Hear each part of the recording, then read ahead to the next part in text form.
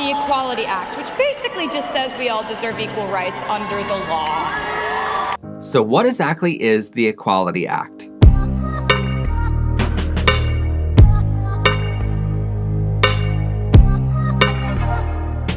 Welcome everyone to Powered and Protected by Rainbows. I am of course your host, Matt Haslam, and today on the show we're taking a deep dive look at the Equality Act, who it is supported by, and why it's not being pushed through Congress.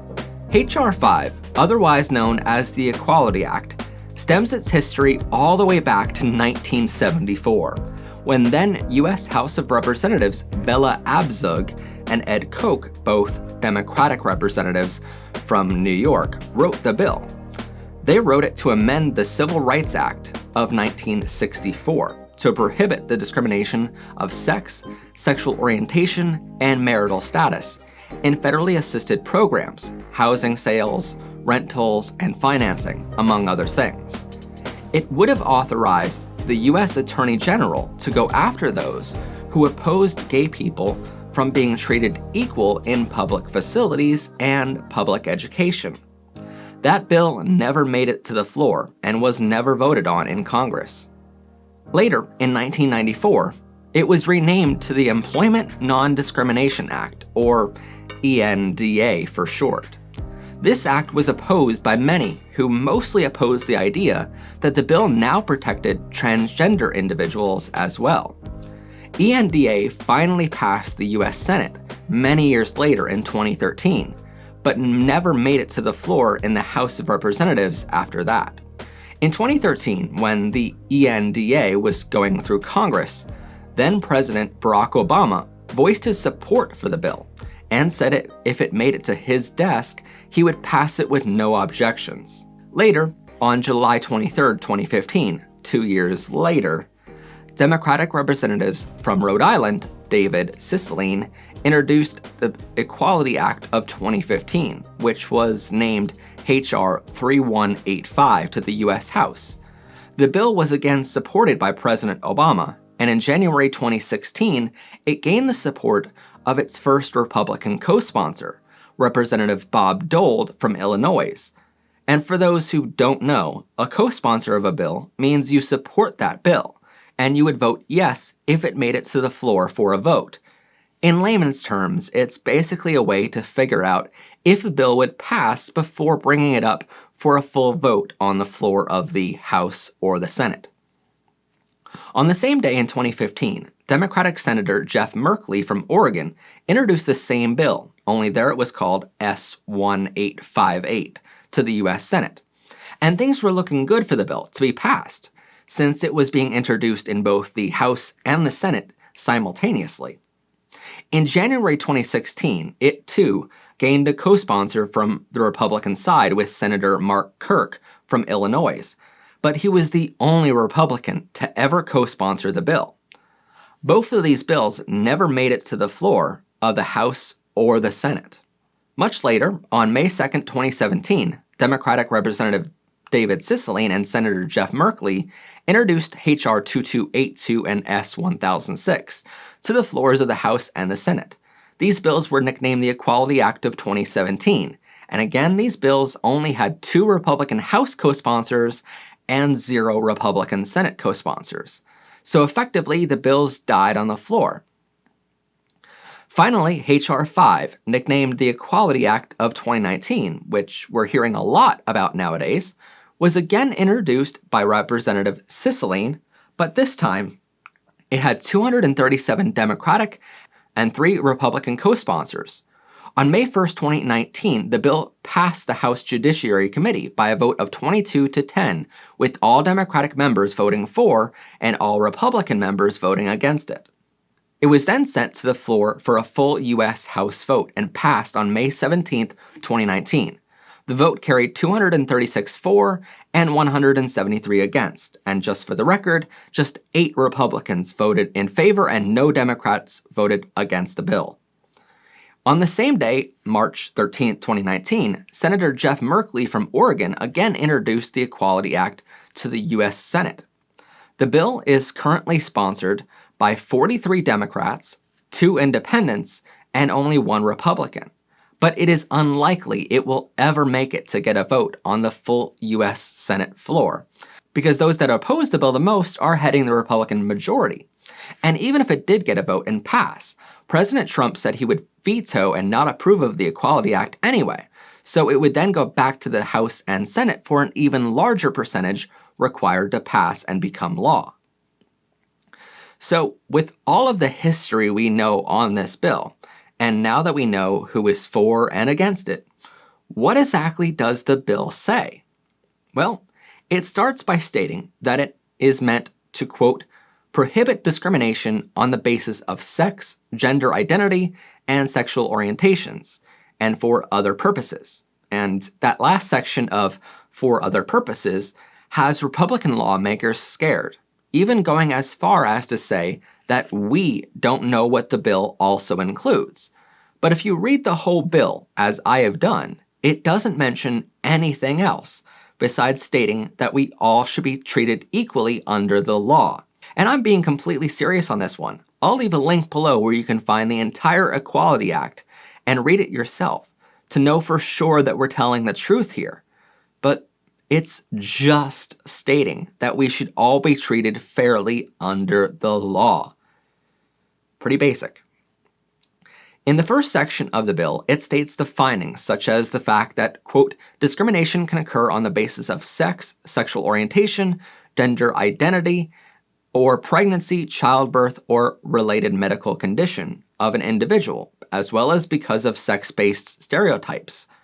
In Section 3 of the findings, it mentions, quote, LGBTQ people commonly experience discrimination in securing access to public accommodations, including restaurants, senior centers, stores, places of or establishments that provide entertainment, healthcare facilities, shelters, government offices, youth service providers, and more.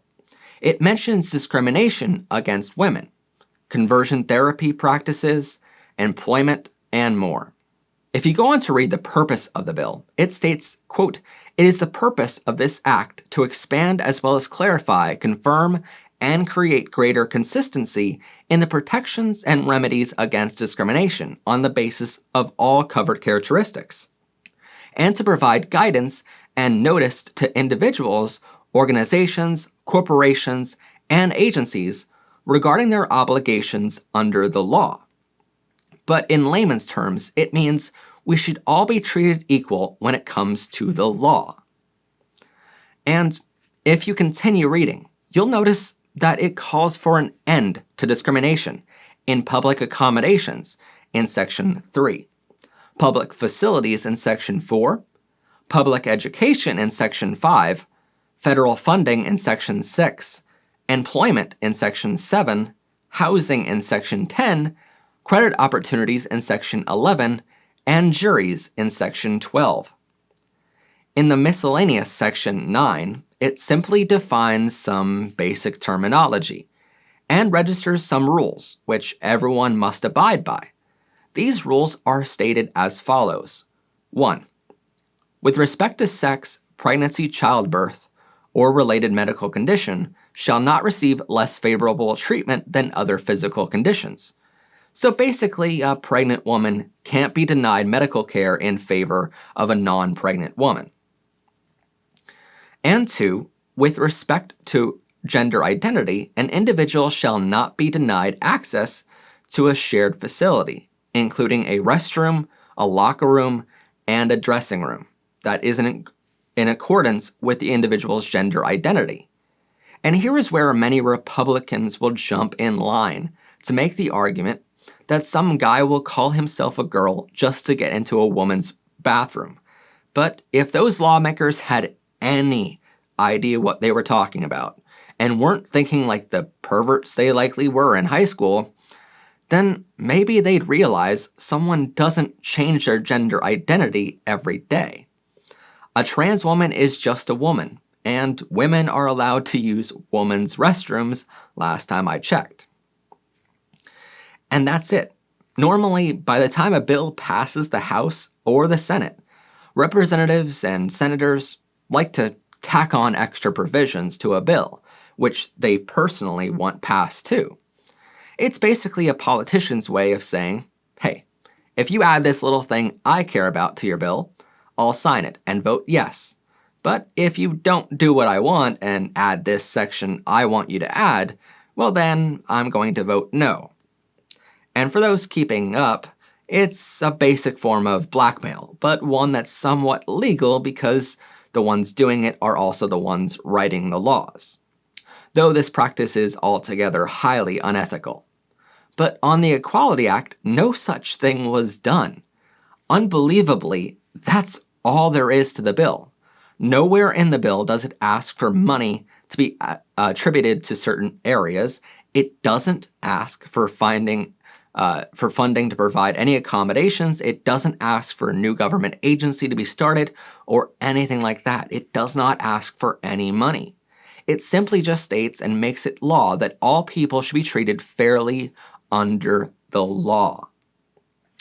And it goes back to our founding documents in the Declaration of Independence, signed by Congress on July 4th, 1776, that, quote, "We hold these truths to be self-evident, that all men are created equal, that they are endowed by their Creator with certain unalienable rights, that among these are life, liberty, and the pursuit of happiness."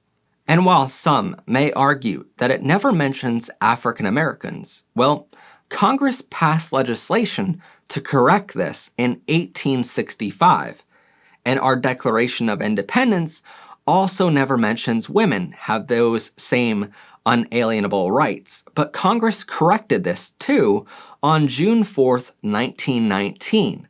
But still to this day, in 2019, 100 years later, Congress has never once ensured LGBTQ citizens of this great nation have the same rights under the law. The U.S. is sadly still one of the only countries in the Western world to not have any federal LGBTQ protection for its citizens. Sadly, right now, the Equality Act sits waiting for the Senate and Senate Majority Leader Mitch McConnell to bring it to a vote. But historically, McConnell is known to be very anti-LGBTQ.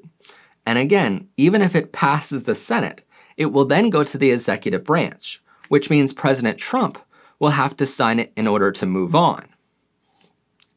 The Trump administration has been responsible for 124 laws, policies, and decisions that negatively impact LGBTQ people. That's just about one anti-gay and anti-trans policy every single week of his presidency thus far.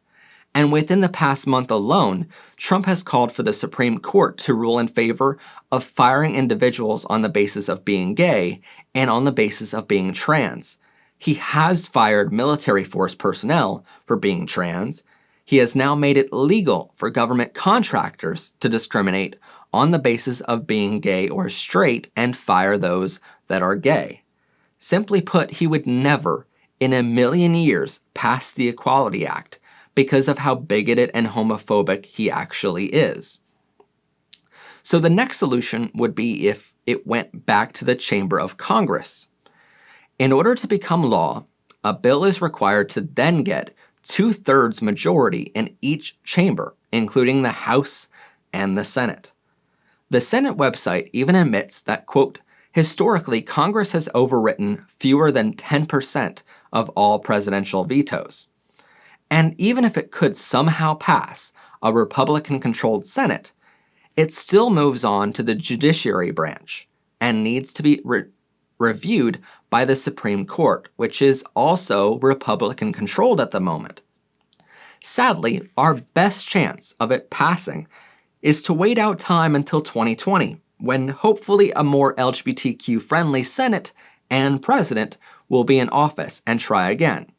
That is, unless the Senate listened to an overwhelming majority of their citizens who want the Equality Act to be put into law and pass the bill right now. As for what you can do to help get it passed, well, call your senator and tell them you want it passed. Tell them you're tired of the country not treating you fairly under the law. And just because you're straight here doesn't mean you shouldn't care about this either. We need your help and your support more now than ever. But anyway, that's our episode for today. If you have any thoughts on today's topic, or have any questions at all, please do leave those in the comments down below, and I'll be sure to answer them. Don't forget to like this video, subscribe to our network for plenty more great gay content to come in the future, and share this video with others. I'm Matt Haslam, this has been PBR, and have a gay day everyone. Bye for now.